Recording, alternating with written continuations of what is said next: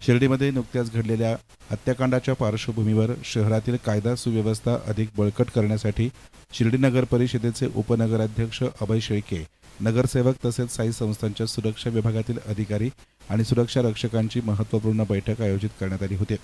बैठकीत उपनगराध्यक्ष अभय शेळके यांनी शहरातील नागरिक आणि साई भक्तांच्या सुरक्षेला सर्वोच्च प्राधान्य देण्याचे निर्देश दिले।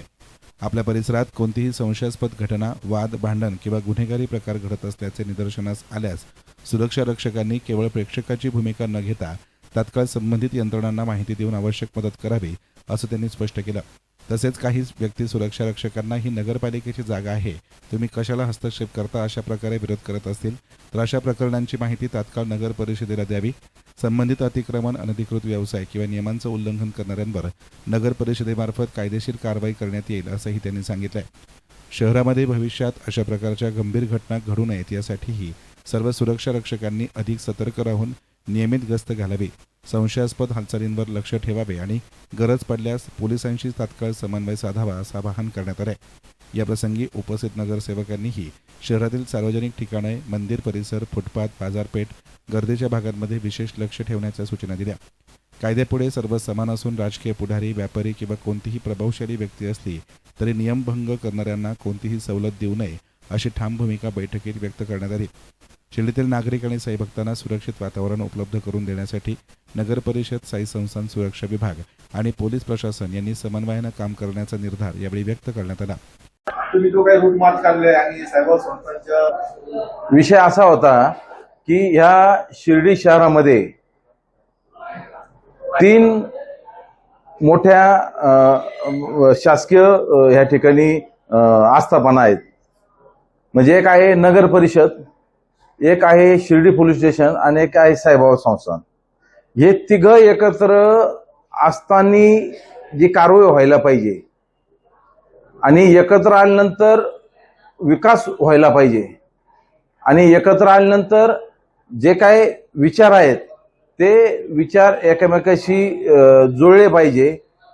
त्या अनुषंगानं ह्यापूर्वी सुद्धा तसं कामकाज चालत होतं, पण झालेली कालची दुर्दैवी घटना ही साईबाबा संस्थांनी, जसं नगर परिषदेने त्यांचं काम काल हाती घेतलेलं आहे, पोलीस स्टेशनने त्यांचं काम हाती घेतलेलं आहे, तसं साईबाबा संस्थांच्या सुरक्षा अधिकारी व त्यांचे सुरक्षा कर्मचारी यांनी सुद्धा ते काम कशा पद्धतीने हाती घेतलं पाहिजे, कुठली जबाबदारी त्यांच्यावर निश्चित केली पाहिजे, याच्यासाठी आजची मीटिंग आयोजित करण्यात आलेली होती। याच्यात आता गुन्हेगारी जी मुक्तता आहे किंवा जी काही बकाल शिर्डी किंवा मंदिर परिसर आहे त्या स्वच्छतेसाठी तुम्ही काय काय उपाययोजना करणार?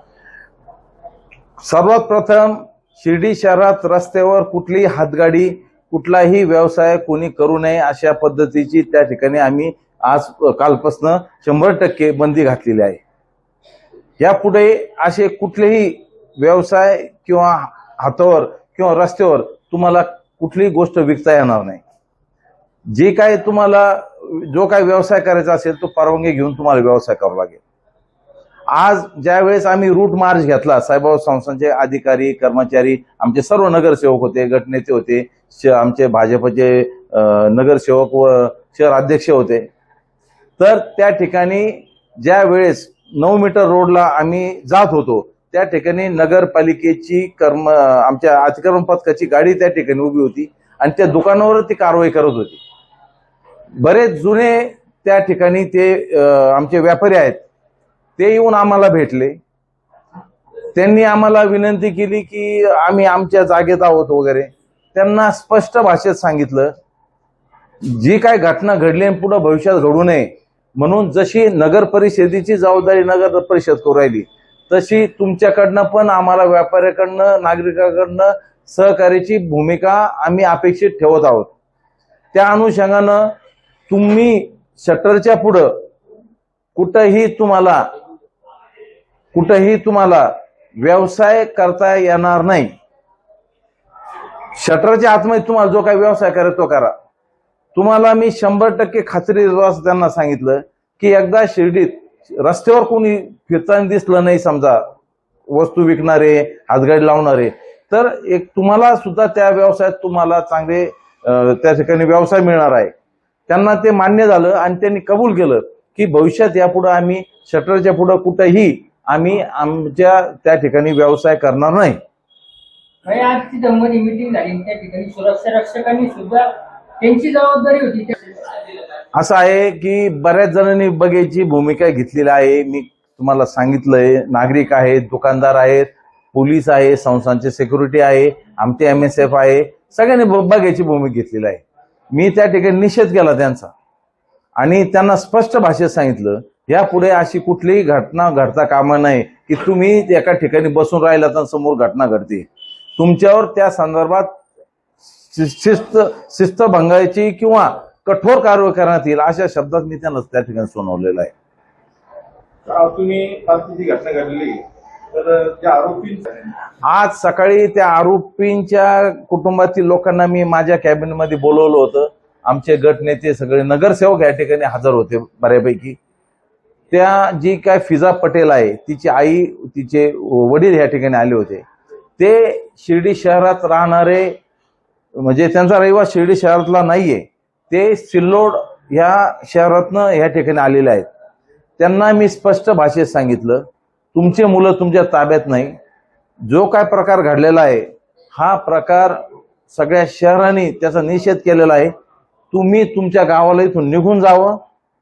तुम्ही ज्या पद्धतीनं घर बांधलेलं आहे ते बेकायदेशीररित्या या ठिकाणी तुमचे घर बांधलेलं आहे, त्याच्यावर आम्ही नगरपालिका कारवाई करणार आहोत आणि तुमचं ह्या शहरात राहण्याचं बिलकुल कुठल्याही शहरवासीची इच्छा नाही. तर त्यांनी मला मान्य केलं की आम्हाला 8 दिवसाची तुम्ही वेळ द्यावी, आम्ही 8 दिवसात आम्ही आमच्या गावाला निघून जाऊ. तुम्ही जी संस्थांची मीटिंग घेतली परंतु त्या ठिकाणी कार्यकारी अधिकारी उपस्थित नव्हते, नेमकं काय आहे? नाही, काय झालं, मीटिंग घेतली, ती मीटिंग घेण्याचं जे प्रयोजन होतं ते अति तातडीचं होतं आणि त्या अगोदरच मुख्य कार्यकारी अधिकारी असतील, त्यांचे अधिकारी असतील, चेअरमन आलेले होते. त्याच्यानंतर त्यांच्या काहीतरी मला वाटतं डॉक्टर लोकांच्या मुलाखती होत्या, असे बरेच त्यांचे विषय होते. पण जे सिक्युरिटी ऑफिसर आहे माळीसाहेब, त्यांनी त्यांची परवानगी घेतली होती. त्यांच्या कानावर हा सगळा विषय घातला होता आणि त्यांनी परवानगी दिल्यानंतरच त्या ठिकाणी आम्ही सर्व एकत्रित त्या ठिकाणी मीटिंग घेतलेली आहे. काल संध्याकाळी नगरपालिकेत शिर्डी पोलीस प्रशासनाची नगरपालिकेची संयुक्त मीटिंग झाली. काय मुद्दे मांडण्यात आले होते आणि कुठल्या विषयावर काम सुरू आहे? बॉम्बिंग ऑपरेशन सुरू आहे. बॉम्बिंग ऑपरेशन होणार आहे शिर्डीत. काल उच्चस्तरीय अधिकाऱ्यांबरोबर संध्याकाळी मीटिंग झालेली आहे. त्या संदर्भात अशी पण चर्चा झालेली आहे की एकदा हे रस्त्यावर जे बसणारे आहेत, रस्त्यावर जे ज्यांनी काही समजा काही म्हणजे बाकडे लावले असतील किंवा स्टॉल लावले असतील, हे सगळे एकदा 8 दिवसात सगळं व्यवस्थित क्लिअर करायचं. परत कोणी रस्त्यावर व्यवसाय करणार नाही याची खबरदारी घ्यायची आणि टप्प्याटप्प्यानं पुढच्या आठवड्यात आम्ही जे काही रस्त्यावर वाहनं लागतात त्यांना पार्किंगमध्ये जाण्याचं आम्ही त्यांचं नियोजन केलेलं आहे. त्यांना पार्किंगची जागा उपलब्ध करून आम्ही दिलेली आहे. तर त्या ठिकाणी तो दुसऱ्या टप्प्यात विषय येईल.